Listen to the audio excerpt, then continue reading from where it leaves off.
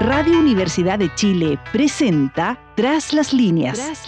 Conversaciones con Manuel Antonio Garretón, Premio Nacional de Humanidades y Ciencias Sociales, programa del Departamento de Sociología de la Universidad de Chile. Auspicia el Centro de Estudios de Conflicto y Cohesión Social, COES. Muy buenas tardes. Bienvenidas y bienvenidos a Tras las líneas, el programa del Departamento de Sociología de la Universidad de Chile, que con el auspicio del Centro de Estudios de Conflicto y Cohesión Social, COES, transmitimos todos los lunes en la radio de la Universidad de Chile y en múltiples otras plataformas. Tenemos hoy día una conversación con un destacadísimo sociólogo de larga trayectoria, más larga incluso que la mía, lo que es ya bastante. Se trata de un estudioso de sociología política, sociología del Estado, teoría política y sociología de la música. No es de eso de lo que vamos a hablar hoy día, sin embargo. Él es abogado y sociólogo. Es profesor titular de la Universidad de Chile. Fue profesor investigador de Flaxo, donde fuimos también colegas largos años. Y entre sus obras destacan Lo social y lo político, el dilema clave del movimiento popular, De Augustos a Patricios, en un estilo que es muy propio de él, la última docena política de Chile, y una cuestión que es muy importante, que ha sido editada hace poco, son todos los informes de coyuntura de los años de la dictadura, que fueron compilados ahora en una publicación que se llama Iba a caer en el 2017, que son análisis mensuales de la coyuntura política entre 1980 y 1999. Él participa también en una nueva actividad que tenemos en el Departamento de Sociología de la Universidad de Chile, que es el Laboratorio de Análisis de Coyuntura Social. Y en términos de las reflexiones que él ha hecho en ese campo, en ese ámbito, es que vamos a conversar hoy día. El tema es el tema de tiene distintas denominaciones, se puede llamar de la crisis de la democracia representativa, pero en el trabajo que él ha desarrollado en este laboratorio de análisis de coyuntura social del Departamento de Sociología, lo que él señalaba, su título es ¿por qué no funciona la democracia?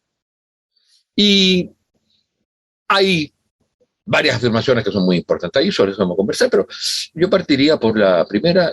La democracia en términos estrictos no existe. Lo que existe es democracia representativa.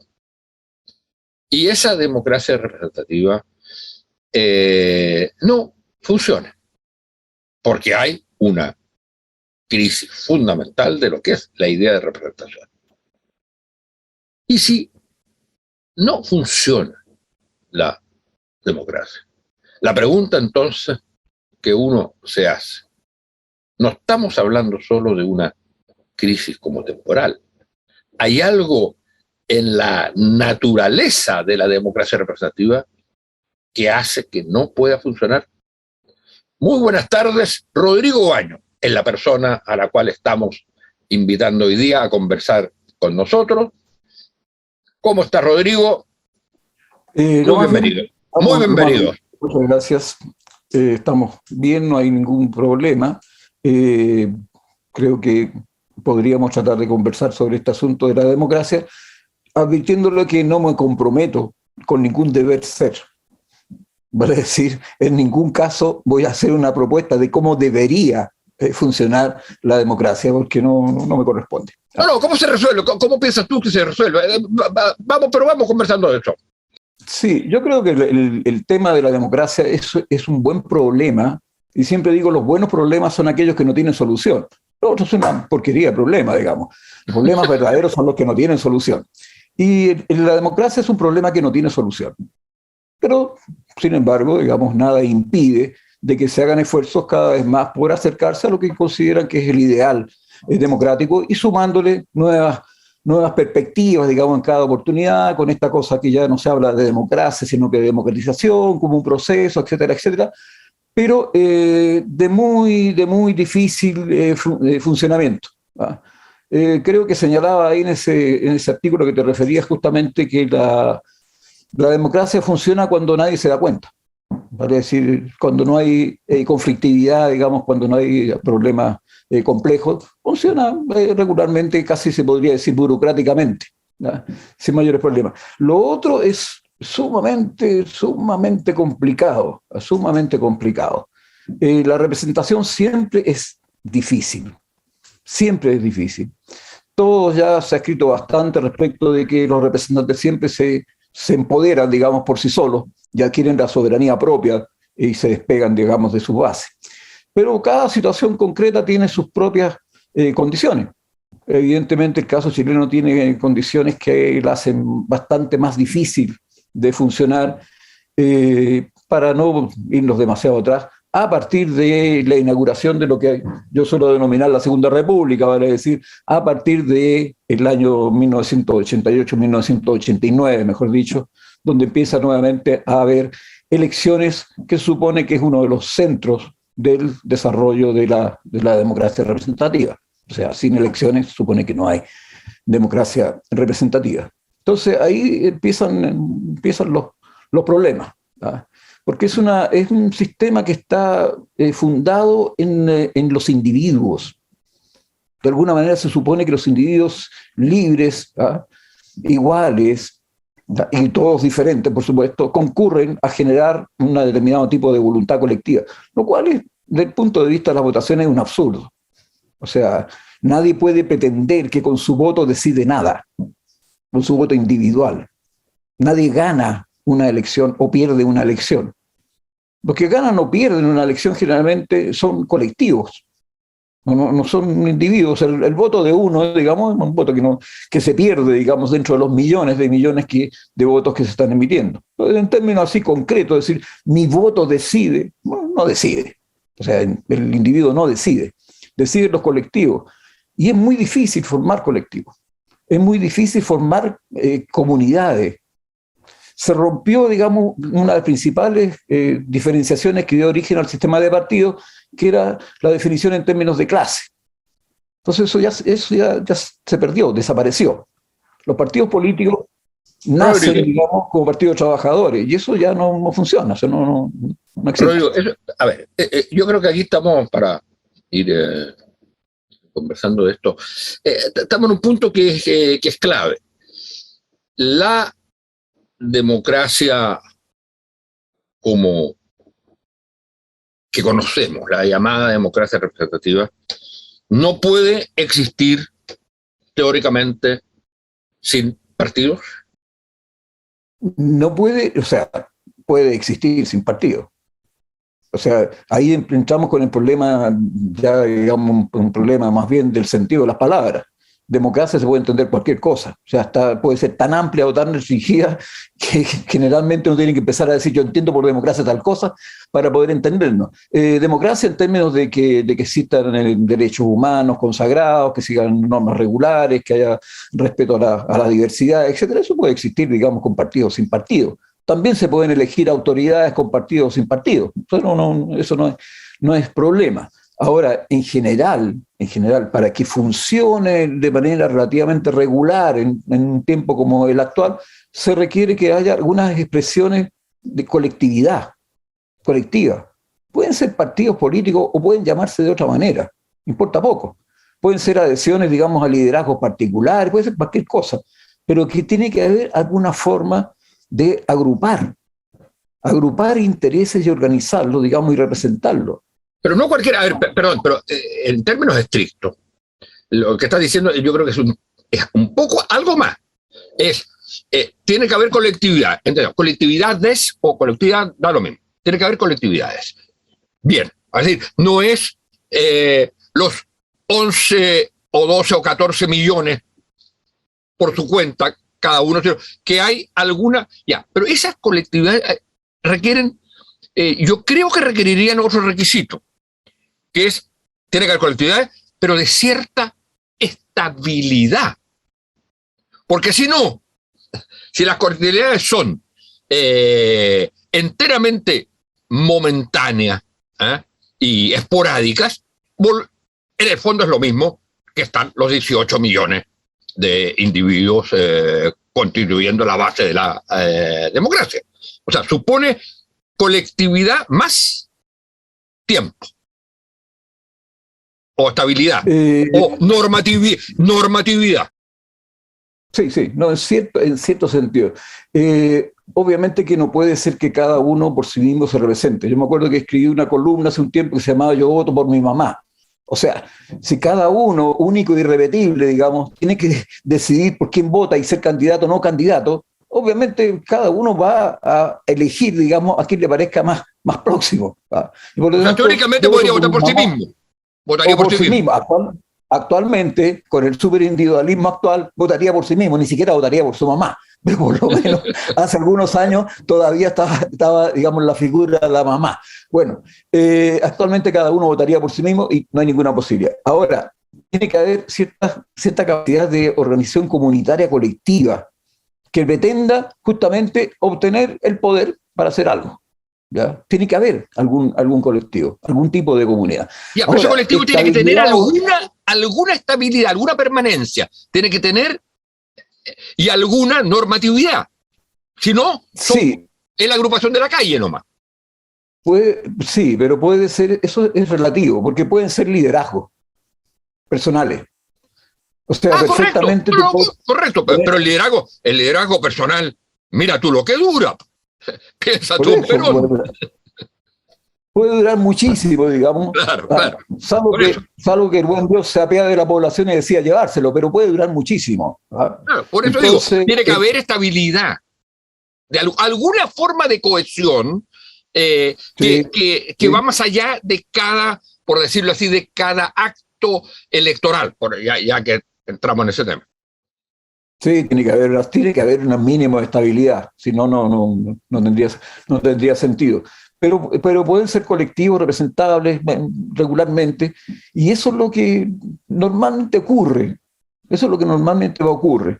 Se organizan alrededor, digamos, de determinado tipo de ideas, fundamentalmente determinados intereses. O sea, y tú decías que eso era antes, que eso durante largo tiempo, la forma privilegiada de constituir colectividades que participaran en el espacio político eran los partidos. Claro, los partidos políticos que generalmente se definían como una comunidad, en algunos tiempos de carácter religioso.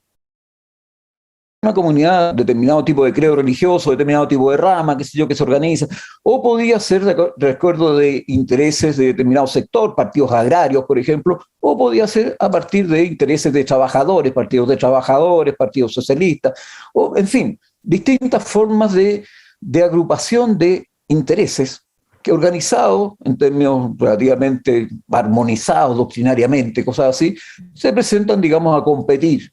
Pero siempre son colectivos. Son colectivos los que de alguna manera se presentan y que tienen, digamos, un cierto sector que es el que lo dinamiza, que le da la representación, digamos, lo impulsa, lo organiza. Rodrigo, para entender lo que creo que vas a continuar señalando, y es que la entidad que eran los partidos, yo diría, hay intereses, sin duda, y partidos de trabajadores, partidos agrarios, etcétera, etcétera. Pero también hay otra cosa, que es el que correspondería quizás a lo que se llama, y me imagino que no es el lenguaje de tu estima muy grande, la democracia deliberativa. Hay también no solo expresión de solo intereses, porque para eso existirían las corporaciones, los sindicatos, las organizaciones empresariales, etcétera, las organizaciones gremiales. Hay algo que tiene que ver con proyecto. Digo esto con proyectos, con ideas, con propuestas de tipo de sociedad o de formas de solución de problemas colectivos que no solo son los intereses. Digo esto porque en lo que viene, que es que los partidos ya no son eso, ya no son esas dos cosas. Los intereses se representan hoy día de otra manera, además son intereses muy desagregados, y los partidos ya no son vehículos de ideas o proyectos, como lo fueron siempre.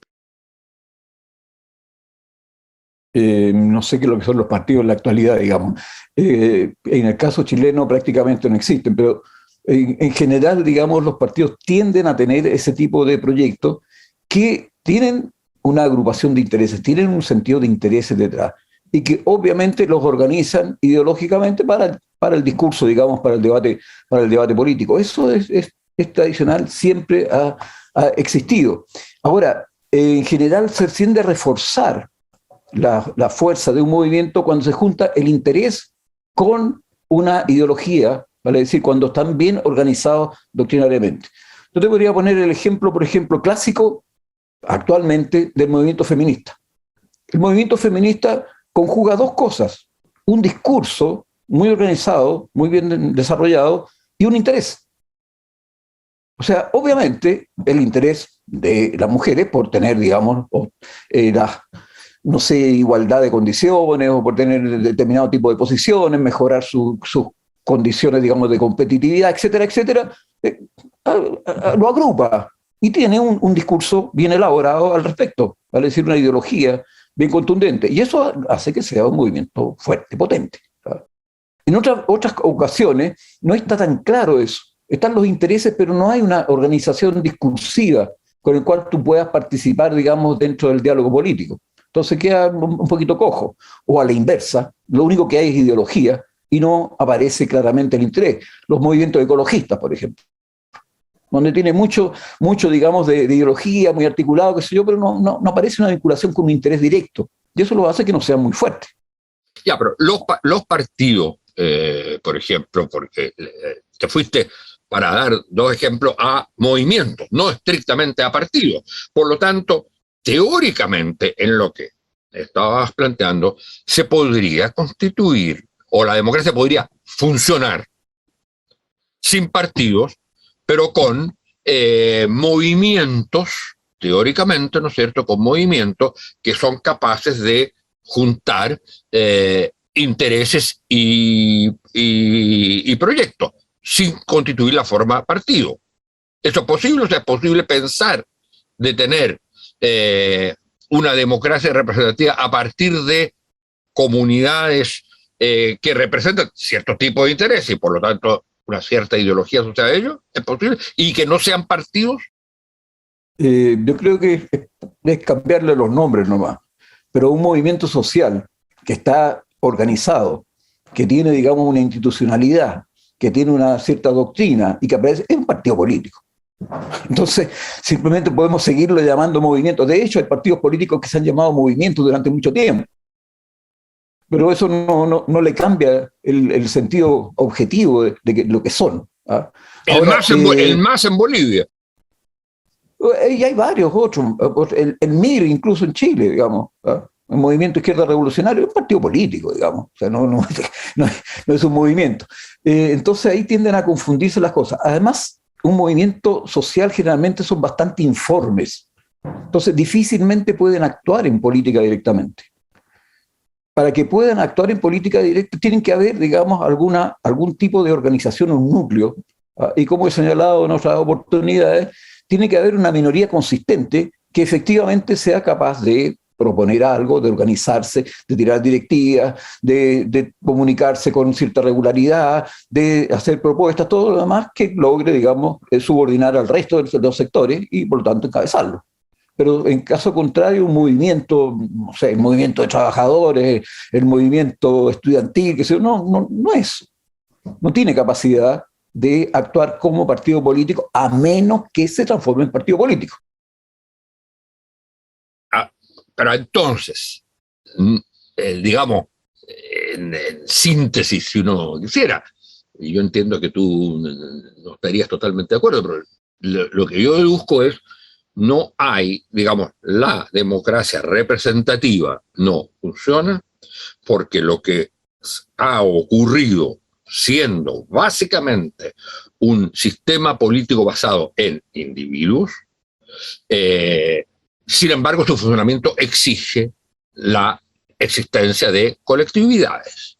Y esas colectividades hoy día han perdido fuerza. Sin embargo, me das dos ejemplos, sobre todo en el caso del feminismo, tú dirías, ese movimiento cumple todas las funciones, en cierto modo, lo que me decías tú, de partido, y por lo tanto, ahí tienes una colectividad que es capaz de ser la base de representación, digamos. ¿No es cierto? Entonces, ¿qué es lo que hace que hoy día la democracia no funcione? Cuando existen esas colectividades, algunas debilitadas, como los partidos políticos, pero existen otras. Claro, el movimiento feminista no tiene una organización de partido político. O sea, claramente no la tiene. Y tiene un montón de tipos de organizaciones, muchas diferencias en algunos casos, no coincidencias, etcétera, etcétera. Podría, de hecho en Chile ha existido un partido feminista, digamos, un tipo de Ibáñez, estaba ahí un partido feminista, encabezado por la María Elena de la Cruz. María de la Cruz.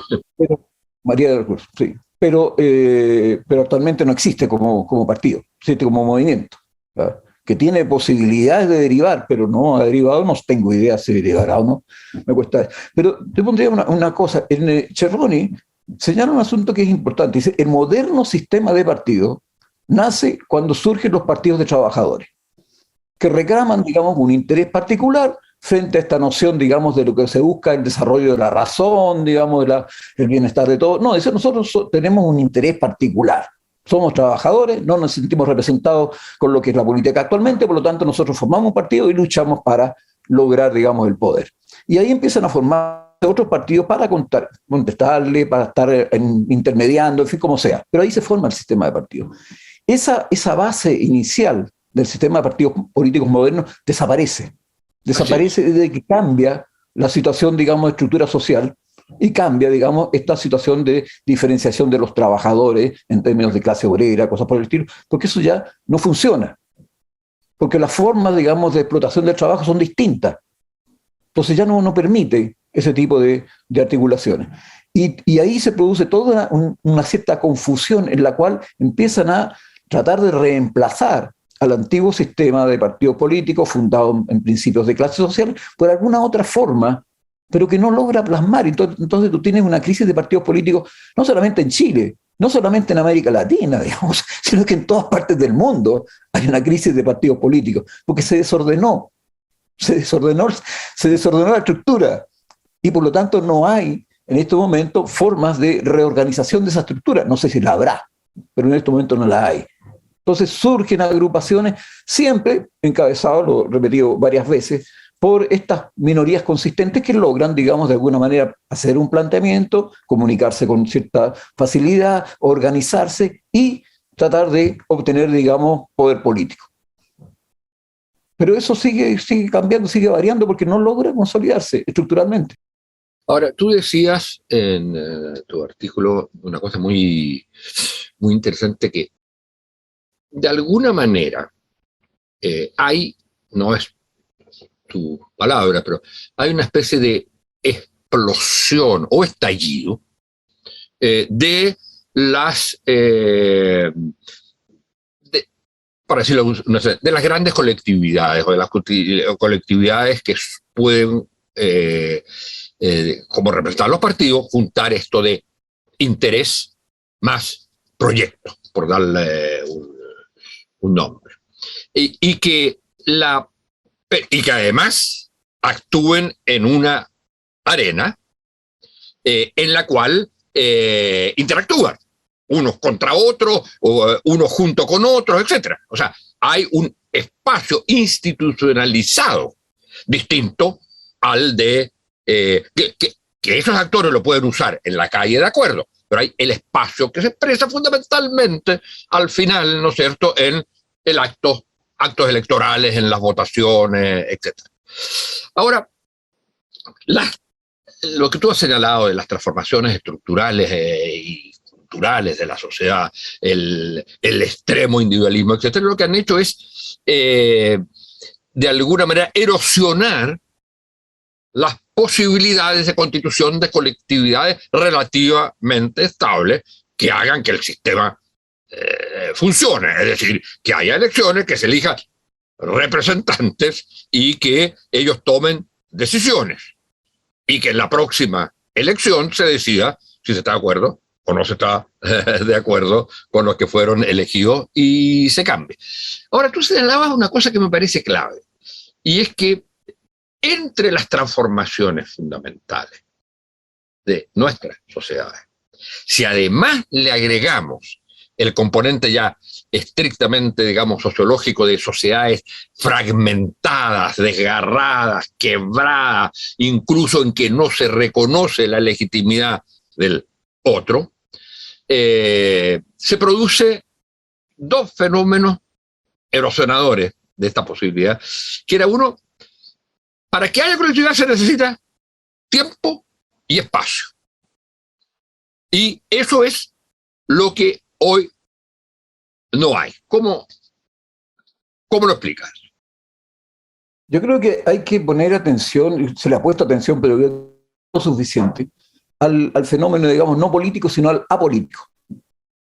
Creo que ahí está, hay que mirar bien eso, qué es lo que está pasando. Creo que el fenómeno político más importante en Chile en este momento es el apolítico. Vale decir, el hecho de que la población, porque no se siente representada o por otras razones que podrán encontrarse, no le interesa, no participa políticamente. La mayoría de la población no participa. Y eso ya viene de hace muchos años. Desde el plebiscito del 88, digamos, con casi el 100% de participación, a la actualidad donde bordea con suerte el 40% los que participan. Y la mayor parte no participa. Entonces ahí es donde uno tiene que preguntarse, bueno, ¿qué pasa? ¿Qué pasa? ¿Por qué no tienen interés? ¿Será como dice el Cervel porque el domicilio está demasiado lejos? No creo que sea una buena explicación. Yo creo que puede haber otras explicaciones y de hecho me pareciera que la hay. O sea, no se sienten representados en la política. Sienten que la política pasa por otro lado. No es de ellos, es de los otros. De los que se dedican, digamos, a ese negocio. Pero no es el negocio de ellos. Entonces no le ven relevancia, digamos, a lo que pasa en la política. ¿Pero qué produjo la irrelevancia de la política para la gente? O, ¿cuándo, recordando la vieja novela, cuándo se jodió esto? O sea, ¿cuándo la política empezó o la sociedad empezó a separarse de la política? Porque sintió que la política no le decía nada. Yo estoy de acuerdo con este diagnóstico, pero ¿cuándo comienza eso o qué causas hay que eso se produzca? Mira, hay causas genéricas, hay causas que vienen de mucho, muy antiguo, digamos, y hay causas que son bastante más próximas. Por ejemplo, el hecho de que la transición se haya hecho a costa de la no representación de los sectores populares. Creo que ese es un factor bien importante. O sea, simplemente los sectores populares no participaron en la transición. Fueron convocados a votar y votaron porque esperaban muchas cosas que obviamente no podían cumplirse, ¿verdad? Por eso participaron. Pero poco a poco, digamos, no tienen ni participación, ni representación social, ni política. No tienen organizaciones sociales, ni organizaciones políticas que de alguna manera lo representen, que sean el colectivo, que estén... No entran nomás, quedan fuera. Fueron los grandes propulsores, digamos, del término del gobierno de Pinochet, pero quedaron fuera. El pacto, digamos, es un pacto político que se hace en términos de los partidos del centro, fundamentalmente, no representativos de aspiraciones populares, y los sectores sociales populares quedan fuera. Finalmente, quienes se hacen cargo socialmente son los colegios profesionales, y políticamente los partidos de centro y centro-izquierda. Entonces, los otros quedan fuera, quedan sin representación. Y más encima, a medida que transcurre el proceso, los sectores que podrían haber tenido políticamente, que podrían haber tenido alguna representación de sectores populares, simplemente se van transformando y van dejando de tener esa representación. O sea, se van alejando totalmente. Entonces, ahí tienes tú un factor que incide directamente en una condición chilena, pero esto dentro, insisto, de una condición que es muy genérica. Se perdió la estructura social que había antes. Se perdieron las posibilidades de articular intereses, de organizarlo y de representarlo. Se perdió yo eso estoy de acuerdo con eso. Ahora, porque ya el tiempo nos está comiendo, pero ¿cómo se reconstituye entonces lo que se podría llamar una comunidad política, es decir, un espacio en que los distintos intereses, demasiado fragmentados sin duda, ya uno no puede hablar de clase trabajadora como tal, como tú dices, o incluso tampoco de clase media como tal, donde puede haber intereses comunes? ¿Cómo se reconstituye una comunidad política, ¿no es cierto?, que al mismo que pueda ser eficiente en la elección de lo que llamamos representantes para las tomas de decisiones que las afectan? Mira, yo te decía antes, te lo he dicho otras veces, yo jamás voy a hablar respecto a cómo debería hacer algo. Pero ¿cómo crees no voy a decir cómo debería organizar. No, ¿cómo crees que se puede reconstituir? Es el problema de la sociedad, de los políticos, que si no es problema mío. El problema mío simplemente se trata de entender qué es lo que está pasando. Y lo que entiendo que está pasando en este momento es que hay una desarticulación social, una sobreindividualización que corresponde a factores sociales que generalmente no se ven que tienen ninguna asociación por la política. Pero, digamos, en términos del decurso que ha tenido, digamos, el proceso social, especialmente desde el punto de vista económico, ha llevado, digamos, a una desarticulación total y a una sobreindividualización que tiene una base estructural. No es un problema ideológico de que de repente los individuos se creen más individuos, no. Es un problema de condiciones sociales que llevan a una sobreindividualización y que hacen muy difícil articular, digamos, conglomerados. Puede haber estallido, eso puede haber en cualquier momento. Eso no es. Y en la historia de Chile, además, tenemos varios, digamos, tenemos para regalar estallidos, digamos, y en América Latina, ¿para qué decir? Pero en términos de algún tipo de articulación de comunidades, de sectores, digamos, socialmente que tienen alguna capacidad de representarse, no se ve. O sea, con una sociedad desarticulada de esa manera no se ve. Por lo tanto, yo insistiría en un tema, tiende a primar cada vez en esta situación la ventaja de las minorías consistentes. Vale decir, de estos grupos pequeños que son capaces, digamos, de definir una situación determinada y una mayoría que es inconsistente y que por lo tanto se adapta a lo que se vaya dando. Sea como te explicaba antes de entrar en esto, lo que puede ocurrir en un partido de fútbol, que un pequeño grupo consistente, digamos, deja la escoba, digamos, y impide que siga jugando, sea algo por el estilo, y la mayoría de los que les gusta el fútbol, digamos, quedan absolutamente desbancados y tendrán que adecuarse, no ir al estadio. Y lo mismo ocurre a nivel de movimientos políticos. En general, digamos, son las minorías consistentes las que toman el poder, porque la mayoría está inerme, nada. Y cuando la minoría consistente logra imponer determinado tipo, y lo impone con amenaza, lo impone, digamos, con la fuerza, la mayoría inconsistente se adapta.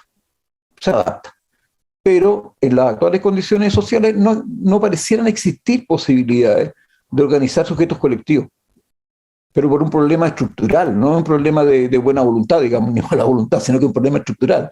Está la sociedad tan desarticulada, porque así progresó la economía, digamos, en ese sentido, en el sentido de una mercantilización total, que lo único que vale es el dinero y por lo tanto no hay otro tipo de articulaciones.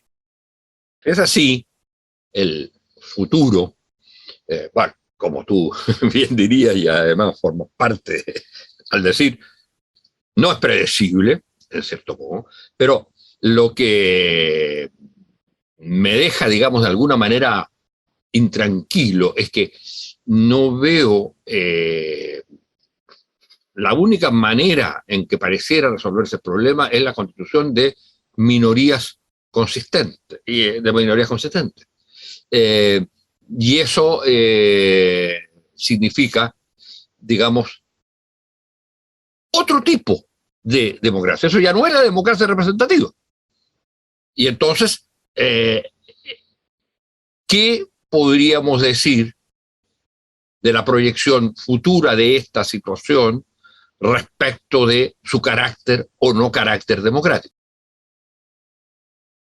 Mira, la verdad es que no soy de los que se, de alguna manera, adhieren así como tanta violencia que la cosa tiene que ser democrática. No tengo idea si tendrá que ser democrática o no. Quienes estén por ese tipo de orientación naturalmente tendrán que ver cómo salvar aquello.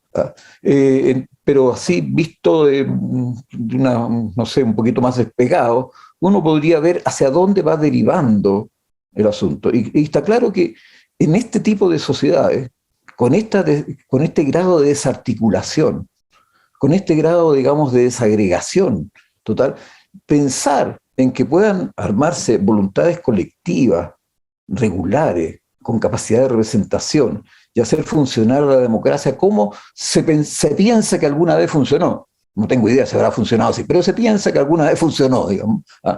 Lo veo difícil. Ahora, poder formar minorías consistentes, sí, pero tienen que tener fuerza.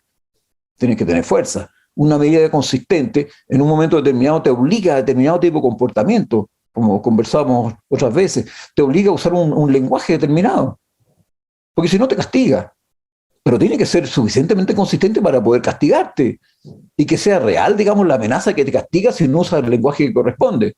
Pero si no tienes esa capacidad, la verdad es que difícilmente va a funcionar. Bueno, crisis de la democracia representativa, dificultades de reconstruir una comunidad política. No es tampoco nuestra función, pero no es lo más optimista lo que podemos presentar. Sin embargo, vale la pena entrar al análisis y hacernos cargo de esta situación para no engañarnos ni autoengañarnos con las cosas que se pueden o no se pueden hacer. Bueno, muchas gracias, Rodrigo. Muchas gracias a ustedes, señoras y señores auditoras y auditores, por haber seguido este programa Tras las Líneas, y hasta el próximo lunes. Bien, muchas gracias. Radio Universidad de Chile presentó Tras las Líneas. Conversaciones con Manuel Antonio Garretón, Premio Nacional de Humanidades y Ciencias Sociales. Programa del Departamento de Sociología de la Universidad de Chile. Auspicia el Centro de Estudios de Conflicto y Cohesión Social, COES.